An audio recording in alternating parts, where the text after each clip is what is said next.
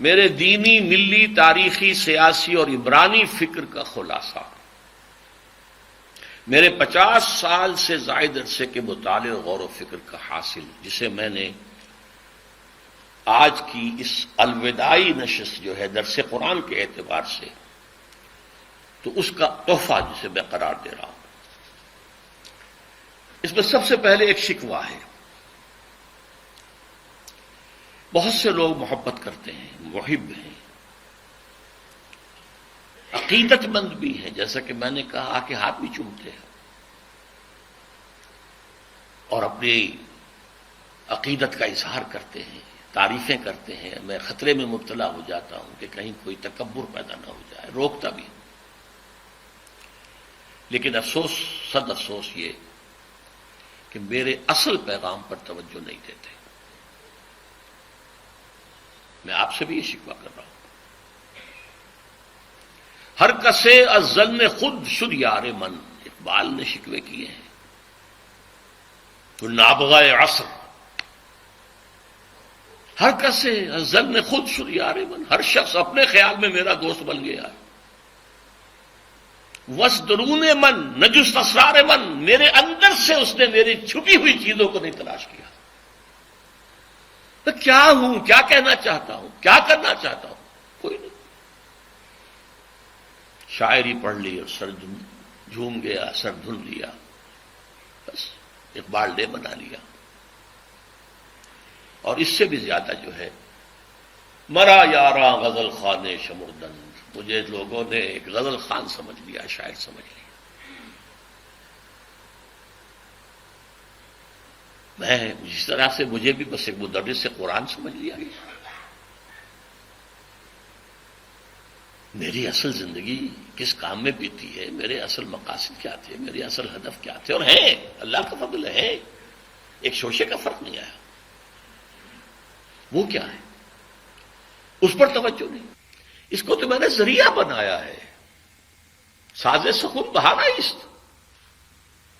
میرا مقصد ہے یہ اس امت مسلمہ کا قافلہ منتشر ہو گیا ہے۔ اونٹنیوں نے توڑا لی ہیں اپنی رسیاں، ناقہ بے زمام ہو کر کوئی ادھر، کوئی ادھر، کوئی ادھر، کوئی ادھر۔ ان کو پھر ایک قافلے کی شکل میں لانا چاہتا، جمع ہو جائیں، وہ منزل کہ جو اللہ نے ان کے لیے معین کی، رسول نے معین کی، اس کی طرف پیش قدمی کریں۔ میرا تو مقصد یہ ہے۔ بہرحال اب میں اس سمت میں اپنی باتیں آپ سے عرض کروں گا بہت اختصار کے ساتھ۔ دیکھیے، جہاں تک تاریخی اور ملی معاملے کا تعلق ہے، میں ماضی سے اس وقت صرف نظر کر رہا ہوں، وہ بات لمبی بہت ہو جائے گی۔ البتہ میری کتاب سابقہ اور موجودہ مسلمان امتوں کا ماضی، حال اور مستقبل یہ موجود ہے، اس کو پڑھیے۔ ماضی کیا ہے ہمارا، بنی اسرائیل کا ماضی کیا تھا۔ یہ دو ہی امتیں دنیا میں رہی ہیں، امت سابقہ، امت موجودہ حاضرہ۔ حال اور مستقبل کے بارے میں جو باتیں میرے سامنے آئی ہیں، اور یہ آئی ہیں کتاب و سنت اور حدیث کی روشنی میں، اور پھر جو اللہ نے تعقل، عقل سے کسی چیز کو سمجھنا، اس کی جو صلاحیت دی تھی، اس کا حاصل کیا ہے۔ نمبر 1، جیسے ایک فرد کی زندگی کی سب سے بڑی حقیقت موت ہے، اس دنیا کی بھی سب سے بڑی حقیقت الساعہ، جسے ہم قیامت کہہ دیتے ہیں۔ ایک وقت آنے والا ہے، یہ سب دگرگوں ہو جائے گا، پہاڑ جو ہے ریزہ ریزہ ہو جائیں گے، یہ ہائی رائز بلڈنگز جو ہیں ان کا نام و نشان نہیں رہے گا۔ مارگلہ ٹاور جیسے بیٹھ گیا، یا ٹوئن ٹاورز امریکہ کے جیسے بیٹھ گیا، یہ پوری دنیا قاعن صفصفا، یہ زمین بالکل کھلی چٹیل میدان بن جائے گا۔ وہ زلزلۃ الساعہ، سورہ حج کی پہلی آیت، یا ایھا الناس اتقوا ربکم ان زلزلۃ الساعۃ شیء عظیم، وہ آئے گا۔ اس کے ایک وقفے کے بعد قیامت آئے گی۔ یہ قیامت نہیں ہے، یہ جس کو ہم قیامت کہہ دیتے ہیں، یہ قیامت، یہ الساعہ ہے، جبکہ پوری یہ عالم جو ہے یہ ہلاک ہو جائے گا۔ کچھ عرصے کے بعد پھر انہیں اٹھایا جائے گا. یہ اٹھایا جانے والا دن قیامت ہے. قام یقوم قیامتن، قیامن کھڑے ہونا. تمام انسان زندہ کر دیے جائیں گے اپنی اپنی قبروں سے، یا جہاں جہاں بھی ان کے کچھ بقایا جات کہیں ہیں وہاں سے بھاگے ہوئے چلے آئیں گے. اس کے بعد یوم قیامت کے بعد یوم آخرت شروع ہو جائے گا. پہلی بات تو یہ سب سے بڑی حقیقت، سب سے بڑی حقیقت، سب سے بڑی حقیقت.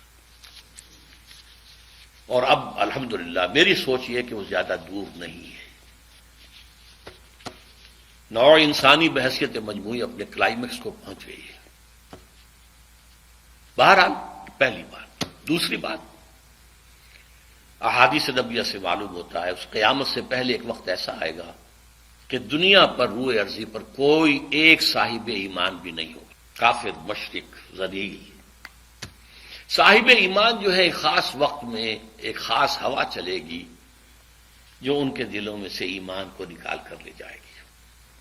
ان کی انتقال ہو جائے گا ان کا.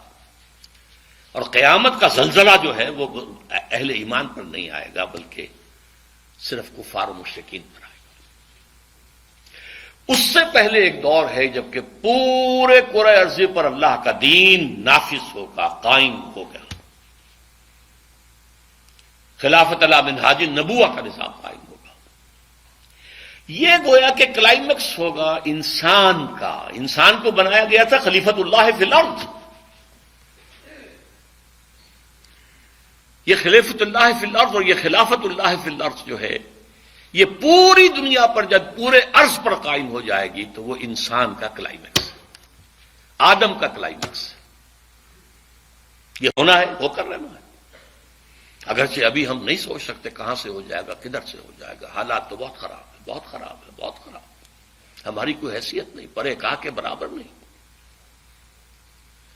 لیکن ہونا ہے. یہ خبر دی ہوئی ہے محمد الرسول اللہ کی صلی اللہ علیہ وسلم وہو الصادق المصدوق. یہ میرے خطبات خلافت نامی کتاب کے اندر سے یہ چیزیں آپ پڑھ سکتے ہیں پوری. البتہ اس سے پہلے امت مسلمہ پر اللہ کے عذاب کے بہت بڑے بڑے شدائد ابھی آنے ہیں. قیامت اس سے پہلے ایک دور کے زمین پر اللہ اللہ کرنے والا ایک بھی نہیں بچے گا. یہ حدیث کے الفاظ ہیں. ان کو پہلے ہی موت دے دی جائے گی، بڑی سہل موت. اس سے پہلے پوری دنیا میں اللہ کے دین کا غلبہ، اللہ کی حکومت، خلافت علی منہاج النبوت. اس سے پہلے کا دور جو ہے جس میں ہم ہیں اس وقت، یہ مسلمانوں کے لیے شدائد، مصائب، ذلت، مسکنت، ضعف، بے وقری، بے حیثیتی، کم ہمتی، بے حمیتی، بے غیرتی کا دور ہے. یہ دور شروع تو ہو چکا ہے کئی صدیوں سے. کئی صدیوں پہلے ہماری حکومتیں ایک ایک کر کے تاش کے پتوں کی طرح بکھر گئی. یورپین کولونیلزم آیا، چھا گیا پورے عالم اسلام. تقریباً 100 برس پہلے وہ کولونیل دخت جو بستر تھا وہ لپٹا ہے، لیکن اس سے بڑا کولونیلزم آ گیا. اب اقتصادی کولونیلزم، تہذیبی کولونیلزم ہے، علمی کولونیلزم ہے. اقتصادیات میں، تہذیب میں، علم میں آج ذلت، مسکنت. یہ جو 2 مرتبہ بنی اسرائیل کے لیے آیا ہے، ضربت علیہم الذلۃ والمسکنہ. کسی قوم میں سے ہمت ختم کر دی جائے، اندرونی ضعف. جیسے آپ کہتے ہیں کہ ایک شخص ہے ہٹا کٹا ہے لیکن وہ نیورستھینیا کا مریض ہے، بھائی اعصابی مریض ہے، اس کے دم ہے ہی نہیں. وہ حال آج اس امت مسلمہ کا ہے. ہٹی کٹی تو اتنی ہے کہ 1.5 ارب، لیکن حیثیت خسائد کا خسائد سیل. جیسے سیلاب کے اوپر جھاڑ جھکاڑ آ رہا ہوتا ہے جب سیلاب آتا ہے آگے آگے، اس طرح کی اس کی کیفیت ہے. ذلت و مسکنت کا عذاب تو کئی صدیوں سے چل رہا ہے. اب جو عذاب آ رہا ہے وہ فزیکل عذاب، قتل و غارت افغانستان میں ہماری نگاہوں کے سامنے ہوا ہے، عراق میں ہو رہا ہے، ایران اب ٹارگٹ ہے، شام ٹارگٹ ہے، ایک ٹارگٹ وہ ہے جو ہمارے ہاں زبان پر نہیں آتا ہے، اور وہ پاکستان ہے۔ یہ جو ہے بڑے بڑے عذاب، بڑی بڑی جنگیں، تباہی، ہلاکت، بربادی، یہ ابھی آنے والی ہے۔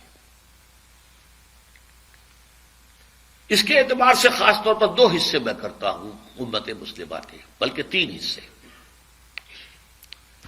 پہلا حصہ تو یہ ہے عرب اور غیر عرب۔ عرب جو ہے بہت پریولیجڈ لوگ ہیں، ان میں سے حضور تھے، اس سے بڑی بات اور کیا ہے، صلی اللہ علیہ وسلم۔ سب سے بڑی بات یہ کہ ان کی مادری زبان میں اللہ کا کلام موجود ہے۔ ہمیں تو پاپڑ بیلنے پڑتے ہیں، عربی زبان سیکھیں تو قرآن اپنی آنکھوں سے پڑھیں، ورنہ زیادہ زیادہ ترجمہ پڑھ لیں گے، اور ترجمہ جو ہے انسپائر کر نہیں سکتا انسان۔ اب اگر انہوں نے یہ کیا ہے کہ جیسے ہی کولونیلزم کا بستر ہٹا، عراق سے انگریز گئے، وہاں سے فرانسیسی چلے گئے، وہاں سے اطالوی چلے گئے، وغیرہ وغیرہ، کسی نے اللہ کے دین کا رخ نہیں کیا، رخ کیا ہے تو یا ماسکو کا اور یا واشنگٹن کا۔ ان سے بڑا کرمنل اللہ کے نگاہوں میں کوئی نہیں، جن کے رتبے ہیں سوا، ان کے سوا مشکل ہے۔ ان پر تو جو عذاب آنے والا ہے، جس کی خبریں دی گئی ہیں احادیث کے اندر، میں تذکرہ کرنا نہیں چاہتا اس کا۔ یوں سمجھ لیجئے مبینہ طور پر جو ہولوکاسٹ پچھلی صدی میں سابقہ امت مسلمہ یہود پر آیا تھا، اس سے کئی گنا بڑا ہولوکاسٹ عالم عرب میں آنے والا۔ باقی جو غیر عرب مسلمان ہیں، ان میں خاص حیثیت جو ہے وہ پاکستان اور بنگلہ دیش کے مسلمانوں کی ہے، اور ثانوی درجے میں بھارت کے مسلمانوں کی۔ انہوں نے ایک ملک تقسیم کرایا اور بڑی خونی تقسیم ہوئی، لاکھوں انسان مرے، کروڑوں انسان ادھر سے ادھر ہوئے، کس لیے؟ اسلام کے لیے۔ پاکستان کا مطلب کیا؟ لا الہ ہے۔ یہ اور کہیں نہیں ہوا، یہ جاوا سماٹرا میں نہیں ہوا، یہ کہیں اور نہیں ہوا، یہ ایران میں نہیں ہوا، یہ کہیں نہیں ہوا، یہ صرف اس ملک میں۔ بھارت کے مسلمانوں نے سپورٹ کیا اور آزادی دلوا دی۔ پاکستان کچھ 2 خطوں پر مشتمل تھا، کرو بھائی، اب جو ہم پہ گزری سو گزری، جو ہم پہ گزرے گی سو گزر جائے گی، چھوڑو تو جاؤ کرو۔ لیکن ہم نے کچھ نہیں کیا، اللہ سے وعدوں کی خلاف ورزی کی، غداری کی، بے وفائی کی۔ اس کی 2 سزائیں تو ہم پر آ چکی ہیں۔ ایک عمومی منافقت، اللہ سے وعدہ کر کے پھر جاؤ گے تو نفاق دل میں ڈالے گا اللہ۔ یہ سورہ توبہ کی آیات 75، 76، 77 کا مطالعہ کر لیجیے گا جا کر۔ آج پوری قوم منافق قوم ہے، الا ماشاء اللہ۔ ہمارا دستور منافقت کا پرندہ ہے۔ منافق کون ہوتا تھا؟ بظاہر قانونی طور پہ مسلمان، حقیقت میں کافر۔ ہمارے دستور میں قرارداد مقاصد ہے، فلاں دفعہ ہے، فلاں دفعہ ہے، لیکن حقیقت میں ہم کافر ہیں۔ وَمَن لَّمْ يَحْكُم بِمَا أَنزَلَ اللَّهُ فَأُولَٰئِكَ هُمُ الْكَافِرُونَ۔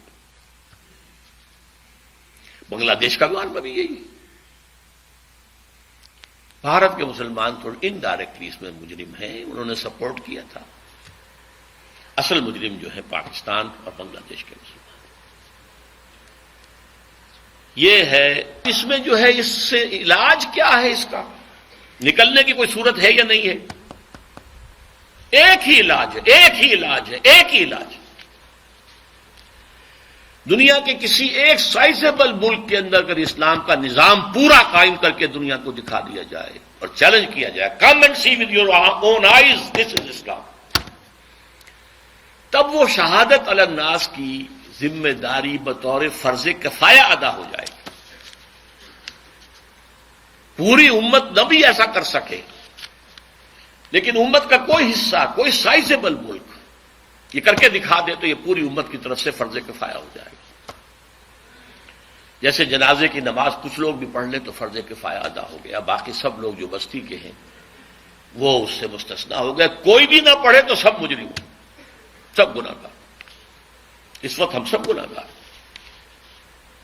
لیکن یہ کہ یہ 40 کروڑ کے قریب مسلمان جو میں نے آپ کو بتایا پاکستان، بھارت اور بنگلہ دیش میں ہیں، 30 کروڑ مسلمان عالم عرب کے ہیں، 40 یہ ہیں. باقی اور ہے مختلف متفرق 70 کروڑ، یہ تیسرے درجے میں ہے. اگر ہم کسی بھی خطے میں وہ اسلام کا نظام قائم کر کے دکھا دیں تو بحیثیت امت مسلمہ جو ہمارا فرض منصبی تھا، یہ تکونوا شہداء علی الناس، لوگوں پر گواہی دو، یہ ہے اللہ کا دین، آؤ دیکھو، تو اللہ کا یہ عذاب ختم ہوگا، صورتحال تبدیل ہوگی. یہ میں نے ذرا عالمی سطح پر بات کی ہے. اب آئیے پاکستان. میں آج بھی اس کا قائل ہوں کہ پاکستان اسی کام کے لیے قائم ہوا تھا. علامہ اقبال کا فکر، خاص طور پر سن 30 میں جو ان کا خطبہ الہ آباد، اس سے پہلے ان کی شاعری، کیا کہنے ہیں اس کے، جو سور پھونکا تھا. پھر قائد اعظم نے 1938 سے 47 تک جو راگ الاپا ہے، اسلام اسلام اسلام اسلام اسلام اسلام، اس کے نتیجے میں 1946 کے الیکشنز کے اندر مسلم لیگ کو حیثیت حاصل ہوئی. یہ مسلمانان ہند کی واحد نمائندہ جماعت، اور یہ اللہ کا اصل میں معجزہ ہے. میں نے لکھی ہے کتاب استحکام پاکستان، پڑھیے اس کو. میں کہتا ہوں پاکستان کا قیام ایک معجزہ ہے. معجزہ کیوں ظاہر ہوا؟ کہ ہم نے کہا تھا اے اللہ ہمیں آزادی دے ہندو سے اور انگریز سے، تو ہم تیرے دین کا بول بالا کریں، خلافت راستہ کا نظام دنیا کو ایک دفعہ پھر دکھا دیں.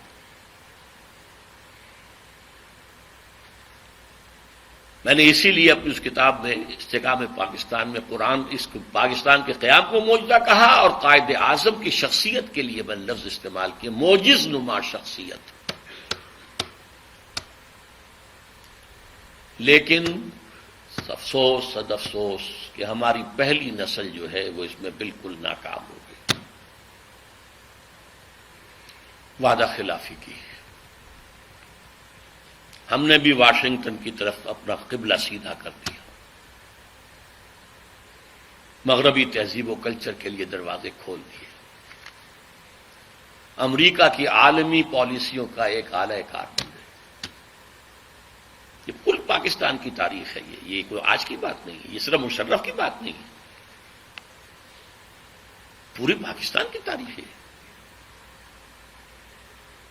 بہرحال یہ جو سزا کا معاملہ تھا،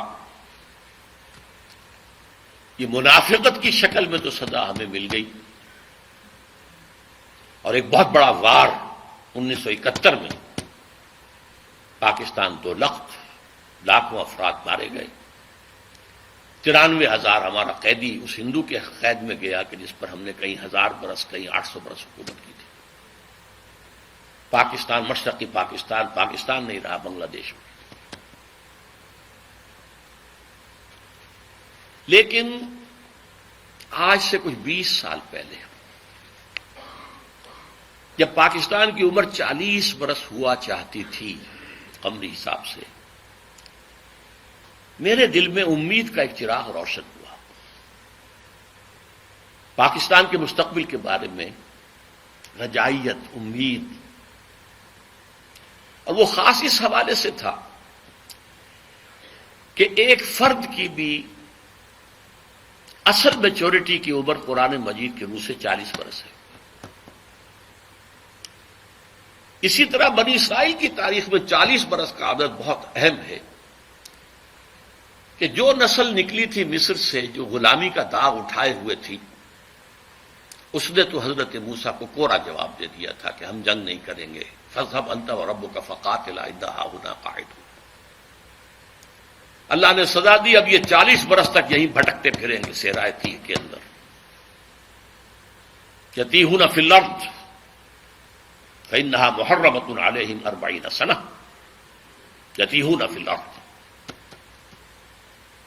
لیکن 40 برس کے بعد ایک نئی نسل جو پیدا ہوئی، صحرا میں پلی بڑھی تھی، آزادی کی فضا میں سانس لے کر ابھری تھی، اس نے جنگ کی، جوشوا حضرت یوشع علیہ السلام، یوشع بن نون، اور پھر ان کا دور شروع ہوا کامیابی کا۔ تو شاید 40 برس تک پاکستان بھی صحرائے تیہ کے اندر بھٹکتا رہا ہے، شاید اللہ کرے، امید تھی۔ اس امید کا مظہر ہے میری کتاب استحکام پاکستان، کتنوں نے پڑھی ہوگی آپ میں سے، میرا خون جگر ہے اس کے اندر۔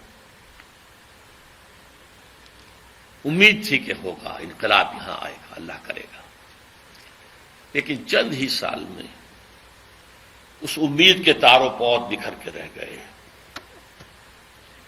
وائے ناکامی متائے کارواں جاتا رہا، کارواں کے دل سے احساس زیاں جاتا رہا۔ سن 92 میں یہ جو کتاب آئی تھی استحکام پاکستان، یہ 85-86 میں آئی ہے، لکھی گئی 85 میں، چھپی 86 میں۔ 92 میں میری کتاب وہ آئی ہے جس کا میں نے پہلے بھی ذکر کیا، تو پڑھیے ان کو خدا کے لیے۔ سابقہ اور موجودہ مسلمان امتوں کا ماضی حال و مستقبل، اس میں میں نے پاکستان کے لیے لکھ دیا یاس انگیز کیفیت۔ 3 میں سے کوئی ایک انجام اس کا ہوگا۔ ایک تو یہ ہے جس کے کوئی آثار نہیں، کہیں نظر نہیں آ رہے، کوئی امید کی کرن نہیں، کہ اس امت مسلمہ پاکستانیہ کو قوم یونس کی طرح توبہ کرنے کی توفیق ہو جائے اور عذاب ٹل جائے۔ اللہ کی قدرت سے بعید نہیں، لیکن کوئی امید کے آثار نظر نہیں آ رہے۔ بہرحال ایک ممکنہ بات ہے۔ دوسرا یہ کہ کوئی بڑا جھٹکا لگے 1971 والا، اس کو ہم نے مغربی پاکستان میں محسوس نہیں کیا تھا، یہاں محسوس کر کے لوگ جاگ گئے، یہ بھی بڑی کامیابی ہو۔ اگر عثمانیوں پر کوہ غم ٹوٹا تو کیا غم ہے کہ خون 100,000 انجم سے ہوتی ہے سحر پیدا۔ اور تیسرا میں نے لکھا ہے، آج بھی پڑھ لیجئے، سن 92 کی چھپی ہوئی کتاب، تیسرا امکان یہ ہے کہ بھارت پاکستان کو فتح کرے، کروڑوں مسلمانوں کو قتل کرے، اپنی 1000 سالہ غلامی کا پورا انتقام، اپنے انتقام کی پیاس کو بجھانے کے بعد، لیکن اس کے بعد پھر انشاءاللہ وہ ایمان لائیں گے، اور فتنہ تاتار کی تاریخ دوبارہ دہرائی جائے گی۔ کروڑوں مسلمان ان کے ہاتھوں قتل ہوا، کروڑوں۔ پھر اسلام نے انہیں فتح کر لیا، وہ مسلمان ہو گئے، اور پھر عظیم ترین مملکتیں پوری دنیا کے اندر ان ترکوں نے قائم کی، ترکان تیموری ہندوستان، ترکان صفوی ایران، اور ترکان عثمانی کی تو کیا بات ہے۔ اناطولیہ سے شروع ہو کر ترکی جو ہے اس کا بھی ایشیائی حصہ صرف ان کے پاس تھا، پھر جو ان کا فتوحات ہوئی ہے، یورپ کا تقریباً آدھا مشرقی یورپ ان کے تحت تھا۔ ہے آیا فتنہ تاتار کے افسانے سے، پاسباں مل گئے کعبے کو صنم خانے سے، وہی جو قاتل تھے، سفاک تھے، پورے شہر کے لوگوں کی آبادی کو قتل کر کے اور ان کی گردنیں علیحدہ کر کے، ان گردنوں کو، سروں کو، سریوں کو جمع کر کے ایک پہاڑی کی شکل دے کر اس کے اوپر تخت جما کر ایک تاتاری وحشی سردار شراب پی رہا۔ چشم فلک نے یہ منظر بھی دیکھے ہیں۔ بہرحال یہ 3 جو آپشنز میں نے سن 92 میں کہے تھے، آج بھی میری کتاب میں موجود ہیں، انہیں پڑھ لیجیے۔ اور بدقسمتی ثم بدقسمتی ثم بدقسمتی، آج حالات اس سے بھی زیادہ دور جا چکے ہیں۔ آج سے 2 یا 2.5 سال پہلے میں نے یہ تقریریں کی تھی 2، آپ نے وہ بھی نہیں پڑھی ہوں گی۔ ایک تو عالمی سطح پر موجودہ عالمی حالات میں اسلام کا مستقبل، اور ایک پاکستان کے وجود کو لاحق خطرات و خدشات۔ حالانکہ اس کے لیے جو تقریر کا میں نے اشتہار دیا تھا اس میں عنوان کچھ اور تھا۔ کیا پاکستان کے خاتمے کی الٹی گنتی شروع ہو چکی ہے؟ ہاں، اس وقت مجھ پر خاصی مایوسی کا غلبہ ہے پاکستان کے مستقبل اور وجود کے بارے میں۔ 3 سال پہلے کی بات جو کہ تو قائم تھی، اس میں کوئی فرق نہیں پڑا۔ مانن پاکستان ختم ہو چکا ہے،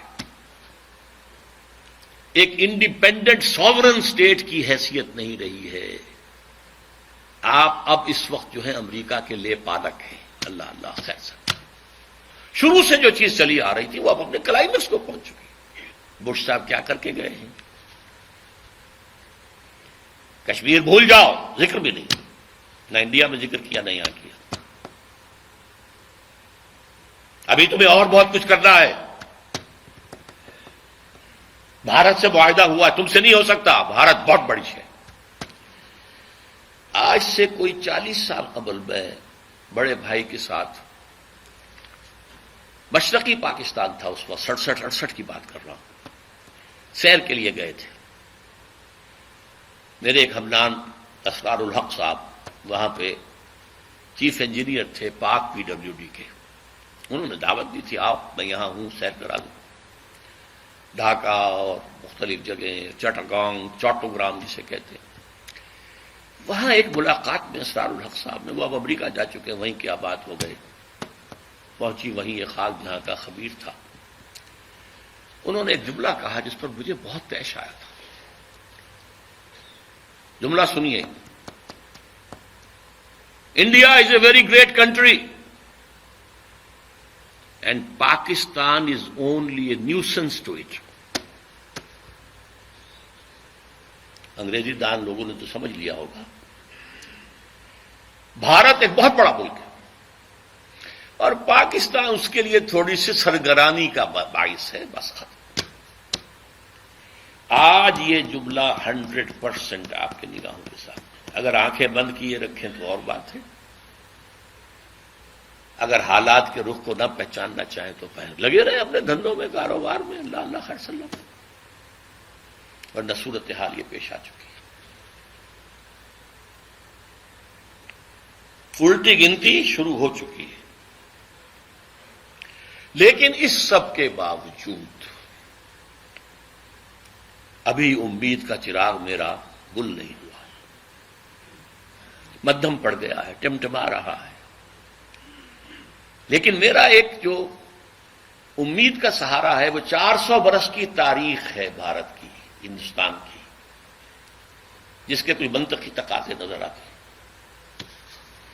اور مستقبل کی پیشین گوئیاں ہیں محمد رسول اللہ صلی اللہ علیہ وسلم. تو یا ماضی میں روشنی نظر آتی ہے یا مستقبل. حال میں نہیں، کچھ نہیں.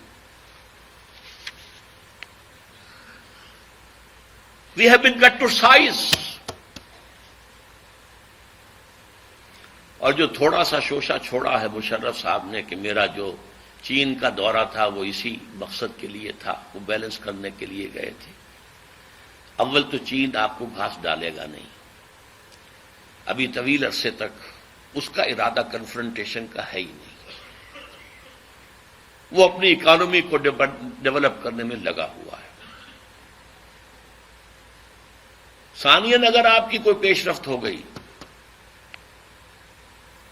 تو آپ کے اوپر زبردست حملہ جو ہے بھارت کا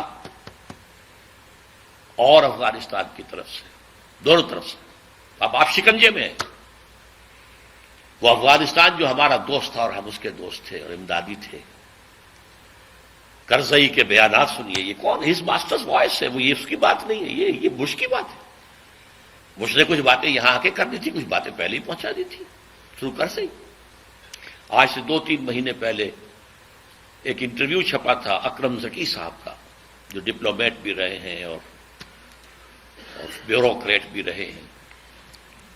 یہ قومی ڈائجسٹ میں ان کا انٹرویو چھپا تھا اور انہوں نے یہ کہا تھا، لکھ کے رکھ لو، ان قریب بھارت پاکستان پر بہت بڑا حملہ کرے. اگر ذرا بھی محسوس ہوا کہ چائنا اور پاکستان اور قریب آ رہے ہیں تو یہ کانٹا پھر نکال دینا پڑے گا. یہ تو پھر بہت بڑی بات بن جائے گی ان کے لیے. یہ تو کانٹا ہوگا پھر درمیان میں.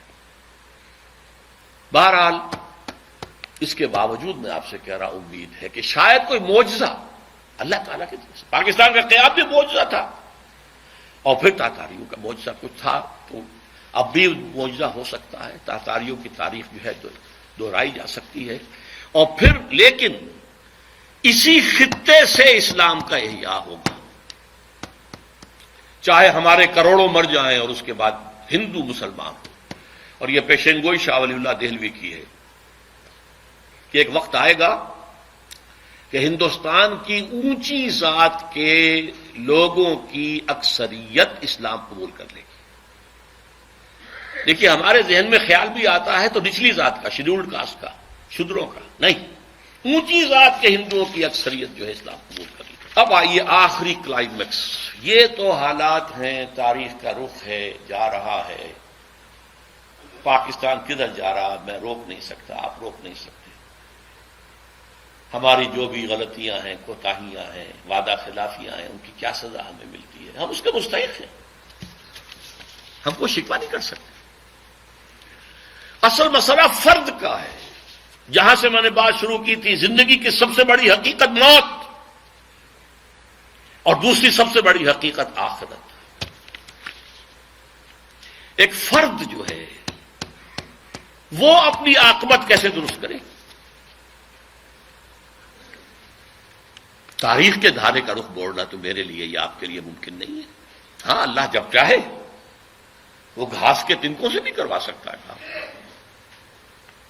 ابابیل کی چوچوں کے اندر چھوٹے چھوٹے کنکروں سے ہاتھیوں کو اور پورے ابرہہ کے لشکر کو ہلاک کر سکتا، اس کی ہے قدرت ہے. لیکن انفرادی نجات، میں ہوں، میری قبر ہے، میرے سامنے ہے، اس کے لیے کیا کرنا ہے؟ اللہ کی رضا اور آخرت کی نجات کے حصول کے لیے دو شرطیں ہیں، ایمان اور عمل صالح. ایمان بھی قانونی ایمان نہیں جس کی بنا پر آپ مسلمان کہلاتے ہیں. قانونی طور پر تو سب مسلمان ہیں. جو زانی ہے، شرابی ہے، بدماش ہے، چور ہے، اچکا ہے، ڈاکو ہے، سود کھاتا ہے، کچھ بھی کرتا ہے، مسلمان تو ہے. حقیقی ایمان، دل والا ایمان، نور قلب بن جائے، وہ ایمان درکار ہے، اس کے بغیر نجات نہیں ہے. اور اس کا ذریعہ قرآن حکیم ہے. پڑھو، پڑھاؤ، سیکھو، سکھاؤ، پھیلاؤ.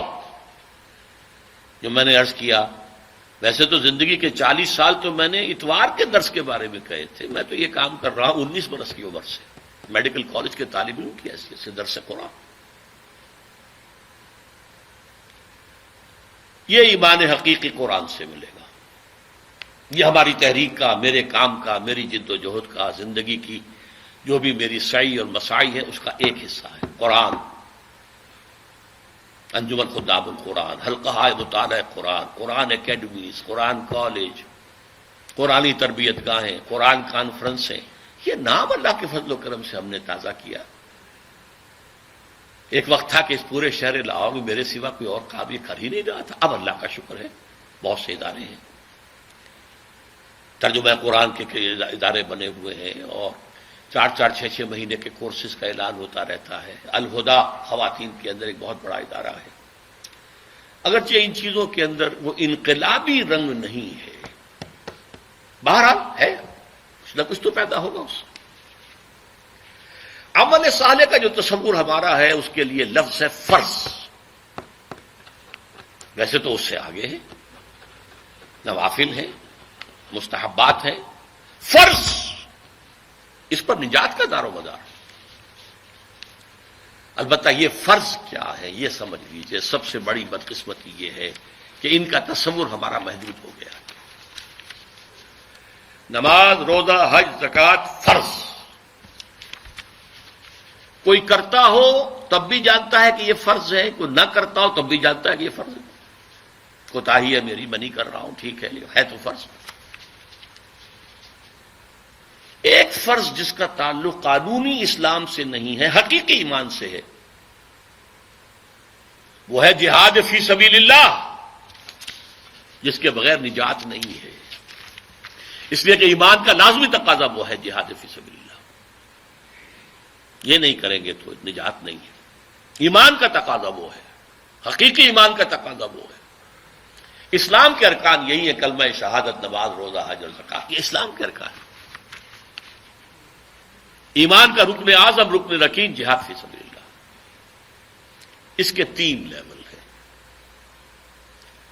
پہلا جہاد نفس کے خلاف، معاشرے کے خلاف، شیطان کے خلاف، تاکہ آپ واقعی اللہ کے بندے بن جائیں، اس کی اطاعت اور عبادت کا حق ادا کریں۔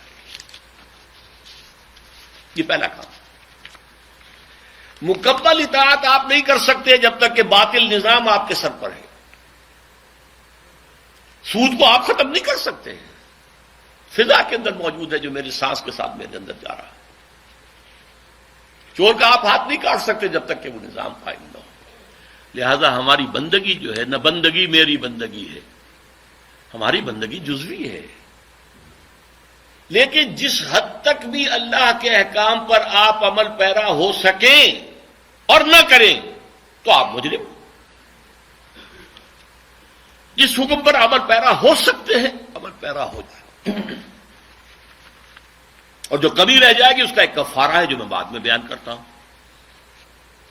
پہلا فرض یہ ہے، اسی میں نماز آ گئی، روزے آ گیا، حج آ گئی، زکوٰۃ آ گئی، حرام خوری سے بچنا آ گیا، حلال پر اکتفا کرنا آ گیا، ساری چیزیں آ جائیں گی۔ دوسرا فرض ہے دعوت و تبلیغ۔ اب اسی کی دعوت دو، اسی کی طرف بلاؤ، اپنی اپنی ذہنی سطح کے مطابق۔ جو انٹلیکچوئل ہے وہ انٹلیکچوئلس کو دعوت دے، جو عام پڑھا لکھا آدمی ہے وہ عام پڑھے لکھے آدمیوں کو دعوت دے، جو جاہل ہے وہ بھی دعوت دے، وہ لوگوں کے سامنے روئے، بھائیوں میں تو زندگی گنوا بیٹھا لیکن تمہارے اندر ابھی دم ہے، دین سیکھو اور سکھاؤ، پڑھو اور پڑھاؤ، سمجھو اور سمجھاؤ۔ خیرکم من تعلم القرآن وعلمہ۔ اگر یہ آپ نہیں کرتے تو آپ کا ایمان موجود نہیں ہے۔ اس پر میرے دروس، اس پر پورا منتخب نصاب قرآن مجید کا، جس کے 12 درس دیے، اپنے پاس سے نہیں کہہ رہا، قرآن سے کہا ہے میں نے، قرآن سے ثابت کیا ہے، ایک ایک لفظ قرآن سے ثابت کیا ہے، قرآن ہی سے بیان کیا ہے۔ نمبر 3، اس دین کو قائم کرنے کی جد و جہد کرو۔ یہ سب سے کٹھن، سب سے اونچی منزل ہے، اور یہی کفارہ ہوگا جو تمہاری اپنی عبادت اور اطاعت کے اندر کمی ہے، قائم کرنے کی جد و جہد کرو گے، جان کھپاؤ گے، مال کھپاؤ گے، یہ کفارہ ہو جائے گا اس کمی کا۔ جیسے آپ نے کوئی قسم کھائی تھی توڑ دی تو کفارہ ہے نا۔ کسی نے رمضان کا روزہ توڑ دیا تھا تو کفارہ ہے، 60 روزے متواتر رکھو، کفارے ہیں۔ تو یہ جو میرے اندر سوٹ جا رہا ہے، اور یہ جو میں ایسے نظام میں رہ رہا ہوں، سانس لے رہا ہوں جہاں اسلام غالب نہیں ہے، کفر ہے، شرک ہے، وَمَن لَّمْ يَحْكُم بِمَا أَنزَلَ اللَّهُ فَأُولَٰئِكَ هُمُ الْكَافِرُونَ وَمَن لَّمْ يَحْكُم بِمَا أَنزَلَ اللَّهُ فَأُولَٰئِكَ هُمُ الْفَاسِقُونَ أُولَٰئِكَ هُمُ الظَّالِمُونَ۔ اس اقامت دین کی جد و جہد فرض ہے، فرض ہے، فرض ہے۔ کاش کہ میری یہ بات آپ کے دلوں کے نیچے اتر جائے، ورنہ بات وہی ہوگی کہ ہر کسے ظن شد، ظن خود شد یار من، وز درون من نجست اسرار من۔ یہ جد و جہد کبھی سوچ کے تو صحیح تھا۔ مجھے باولے کتے نے کاٹا تھا، میں نے اپنی میڈیکل پریکٹس چھوڑی تھی بھائی، میں مولوی نہیں تھا کہ درس قرآن میرا کام ہو۔ یہ ایک تحریک تھی، اس کے مقاصد تھے، اس کا ذریعہ یہ تھا قرآن کے ذریعے ایمان پیدا کرو تاکہ ایمان کے ذریعے سے جہاد پیدا ہو۔ اس کے لیے زندگی کھپائی ہے۔ اب اس کی جو شرائط ہے کہ اقامت دین کی جد و جہد کی، اس میں سے پہلی شرط جماعت۔ یہ کام اکیلے نہیں ہو سکتا، خود اپنی اصلاح اکیلے ہو سکتی ہے، اگرچہ کوئی آپ کو ماحول اچھا مل جائے تو آسانی ہو جائے گی، لیکن اکیلے بھی ہو سکتی ہے۔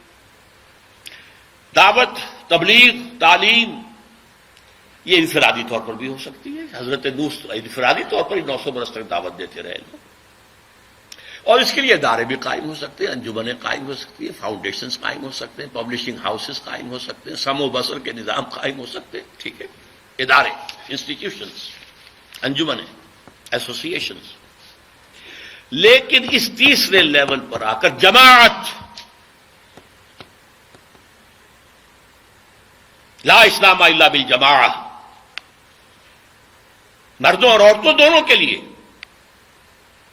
اس کی بنیاد بیعت، عورتوں کی بیعت قرآن مجید میں موجود ہے، مردوں کی بیعت کا ذکر ہے لیکن حدیث کے اندر اس کے الفاظ ہیں.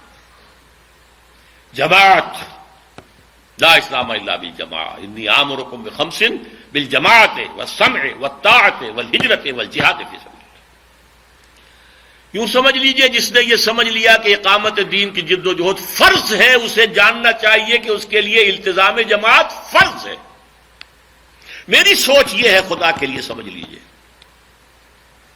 علمی نکات اپنی جگہ ہے، قرآن مجید کی حکمتوں کی باریکیاں اپنی جگہ ہیں، ان کا تو کوئی احاطہ کر ہی نہیں سکتا. اس کا ایسنس کیا ہے، اس کا تھرسٹ کیا ہے، وہ چاہتا کیا ہے، وہ کس چیز کو ایمفیسائز کرتا ہے، کس چیز کو مرکز بناتا ہے، اس کو سمجھیے.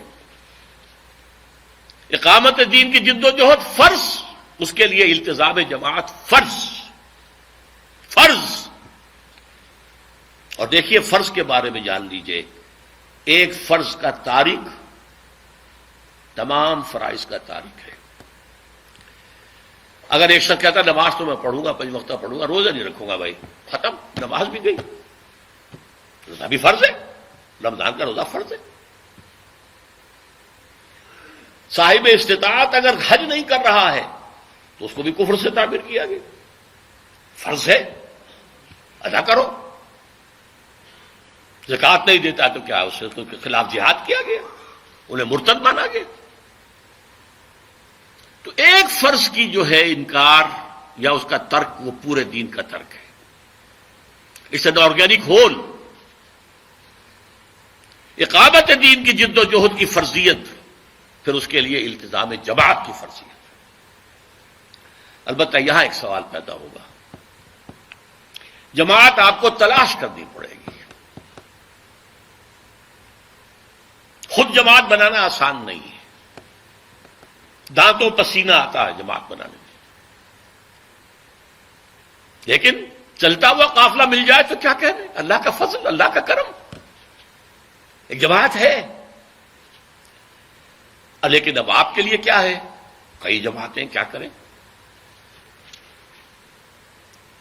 میں اس کا ایک جواب دیا کرتا ہوں، بھائی آپ کے پاؤں کو جوتے کی ضرورت ہے نا. آپ یہ کہہ کر گھر میں نہیں بیٹھ رہتے کہ پتہ نہیں جوتا صحیح کہاں ملتا ہے. کسی زمانے میں تو وہ گتے کا ہی سول لگا دیتے تھے اندر، کہاں سے ٹھیک ملتا ہے ہمیں کیا پتا. تو کیا آپ جوتا نہیں خریدیں گے؟ آپ جائیں گے، بازار دیکھیں گے، منڈی دیکھیں گے، دکانیں دیکھیں گے، قیمتیں کمپیئر کریں گے، ذرا موڑ توڑ کے دیکھیں گے، خریدیں گے. اس نیسیسٹی. جماعتوں کو آپ سٹڈی کریں، یہ بھی آپ کا جہاد ہے، جماعت کی تلاش. البتہ میں یہ بتا سکتا ہوں کہ 4 اوصاف دیکھیے اس جماعت کے اندر. نمبر 1، اس کا ڈکلیئرڈ گول اقامت دین، نظام کو بدلنا، اسلام کے پورے نظام کو قائم کرنا. یہ ڈکلیئرڈ گول ہونا چاہیے، اعلانیہ مقصد اور ہدف. نمبر 2، اس کا ڈسپلن ہونا چاہیے، وہ سمع و طاعت جس کی بیعت حضور نے لی تھی، سنو اور عمل کرو. حضور کے لیے وہ ایبسولوٹلی تھی، جو حکم دے ماننا ہے، غلطی کا امکان ہی نہیں، نبی ہے، معصوم ہے. اب یہ ہوگا کہ سنو، اور اگر شریعت کے خلاف نہ ہو تو مانو. بس سمع و طاعت فی المعروف، لیکن ہوگی سمع و طاعت، listen and obey. There's not to reason why, there's but to do and die. فوج کا ڈسپلن کیا ہوتا ہے؟ سپاہی پوچھے افسر سے، جناب آپ یہ حکم مجھے کیوں دے رہے ہیں؟ کیا ہوگا؟ وہ فوج ہوگی. جو حکم دیا کرو، ڈو اینڈ ڈائی.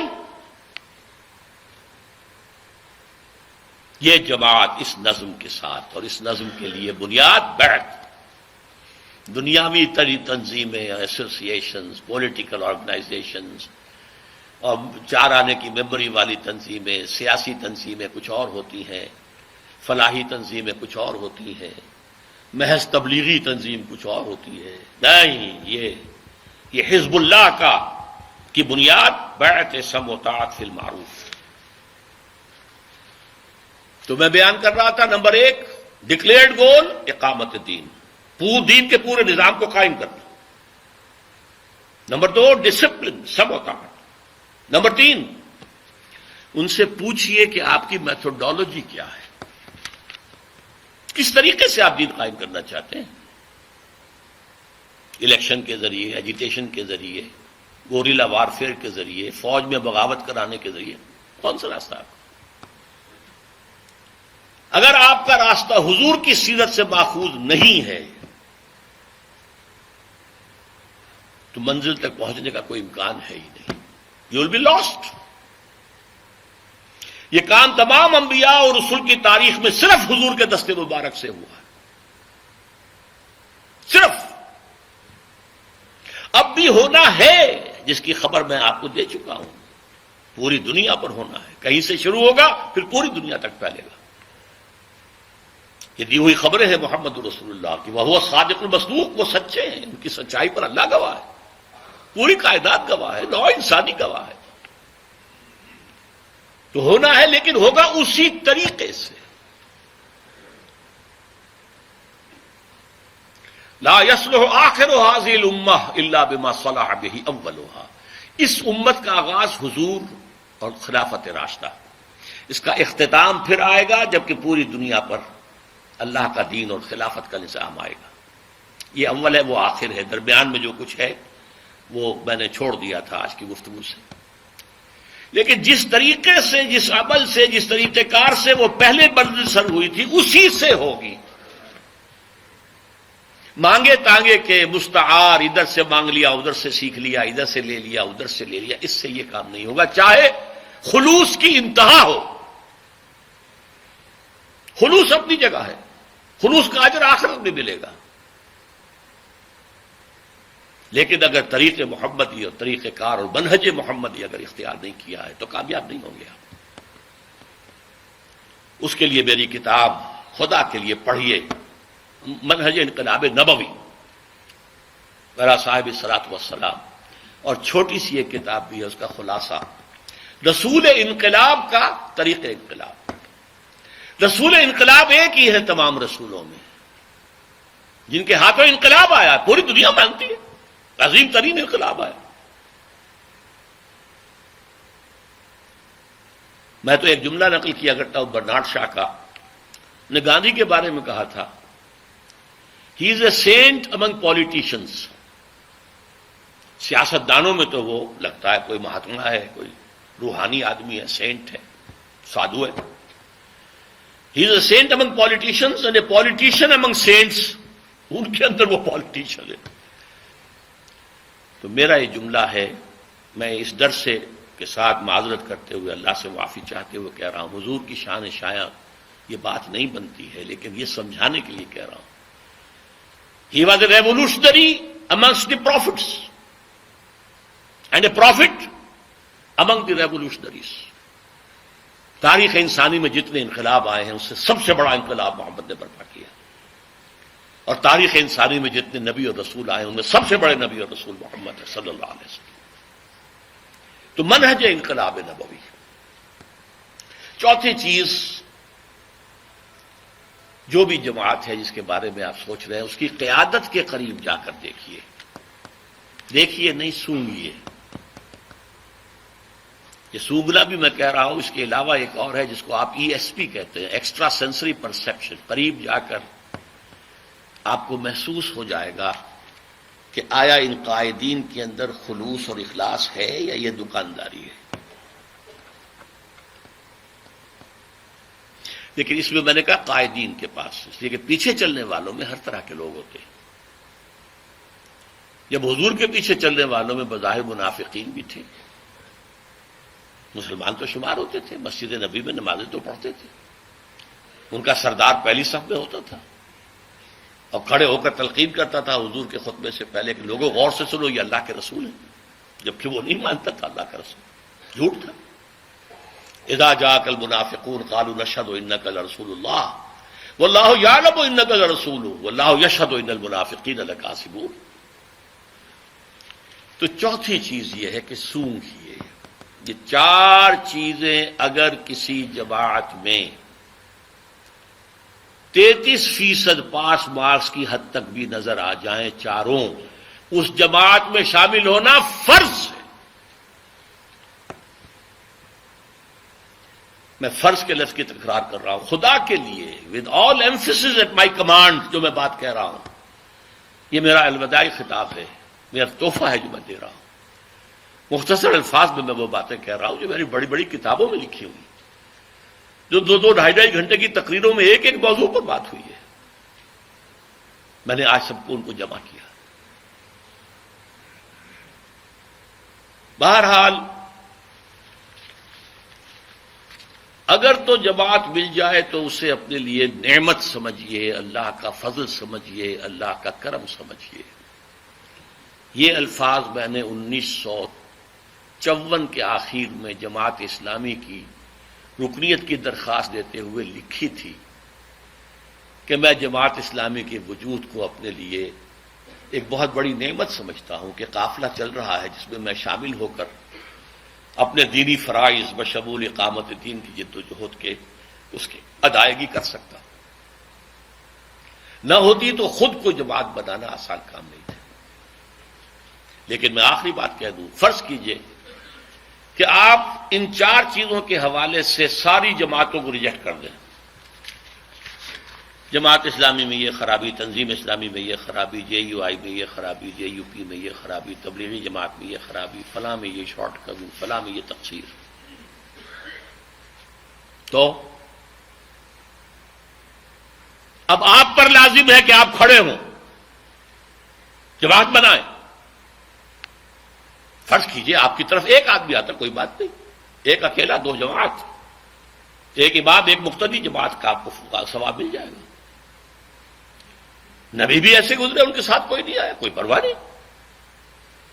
کیا جب کہ اللہ تعالیٰ آپ کی طرف لوگوں کا رجوع کر دے، لوگ آ جائیں۔ لیکن جماعت کے بغیر اسلام نہیں، لا اسلام الا بالجماعۃ۔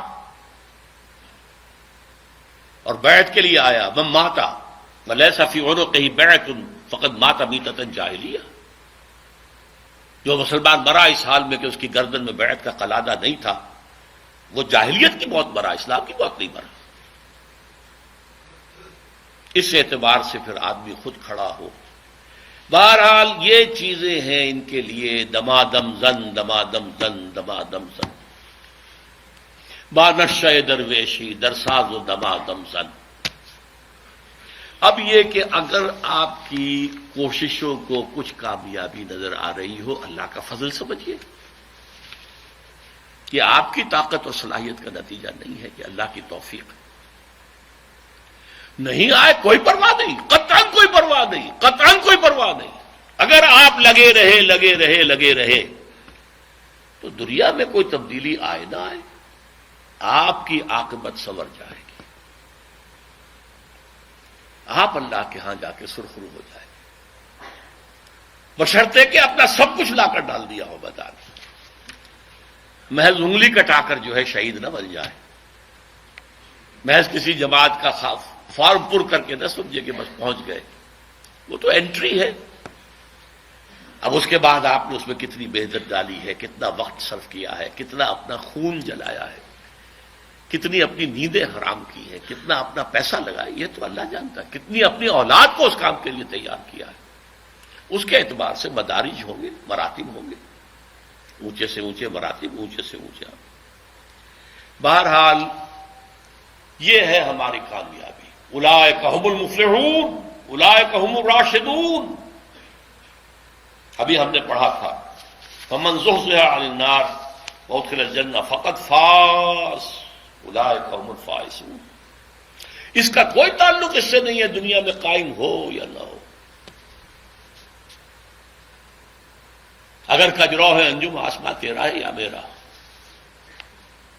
یہ سارا معاملہ اللہ کا ہے، اس کی حکمت ہے۔ ابراہیم کے ہاتھوں نہیں ہوا، خلیل اللہ ہے، امام الناس ہیں، ابو الانبیاء ہیں، انقلاب تو نہیں آیا۔ موسیٰ کے ہاتھوں نہیں ہوا، جن کے ذکر پر 1/13 قرآن، 550 آیتیں قرآن کی حضرت موسیٰ کے ذکر پر ہیں، چلے گئے دنیا سے خالی ہاتھ، خالی ہاتھ اس معنی میں۔ حالانکہ اگر اس وقت ان کی قوم جو ہے انکار نہ کرتی، جنگ کرتے، تو اسی وقت اسلامی ریاست قائم ہو جاتی، لیکن انکار کیا تو 40 برس کے لیے ارض مقدس حرام یتیہون فی الارض۔ بہرحال یہ کام ہوا ہے۔ سید المرسلین، آخر الانبیاء، خاتم النبیین، محمد رسول اللہ صلی اللہ علیہ وسلم، ہمارے لیے بھی نجات کا یہ راستہ کھلا ہوا ہے، اس میں کوئی رکاوٹ نہیں۔ محنت چاہیے، ڈٹرمنیشن چاہیے، عزم مصمم چاہیے، باقی زاد راہ اللہ فراہم کرے گا۔ اور آخرت کی کامیابی فہو المطلوب الاصلی، اصل میں ہمارا مقصود و مطلوب وہی ہے۔